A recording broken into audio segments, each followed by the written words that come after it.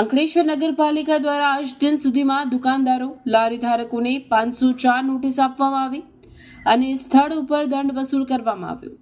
અંકલેશ્વર નગરપાલિકાના chief officer Keshavlal કુલડિયાના માર્ગદર્શન હેઠળ સેનેટરી ઇન્સ્પેક્ટર રઘુવીરસિંહ મહેડા અને સેનિટેશન સુપરવાઇઝરોની સમગ્ર ટીમ દ્વારા જુદા જુદા વિસ્તારના દુકાનદારો, લારી ધારકો, પાથરણાવાળાઓને ગુજરાત નગરપાલિકાના અધિનિયમ 1963ની કલમ 192 હેઠળ અત્યાર સુધીમાં કુલ 504 ઇસમોને નોટિસ આપવામાં આવી.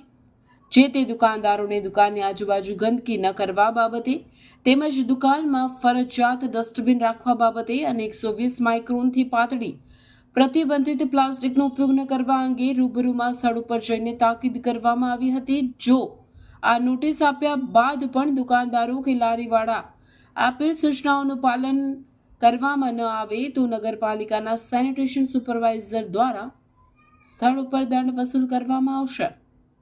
આજરોજ અંકલેશ્વર નગરપાલિકા દ્વારા પ્રતિબંધિત પ્લાસ્ટિકનો ઉપયોગ કરતા ઇસમો 8 પાસે ₹1000 અને ગંદકી કરતા ઇસમો 7 પાસેથી 2300 વસૂલ કરવામાં આવેલ છે. એમ કુલ 3300 દંડ આજે વસૂલ કરેલ છે.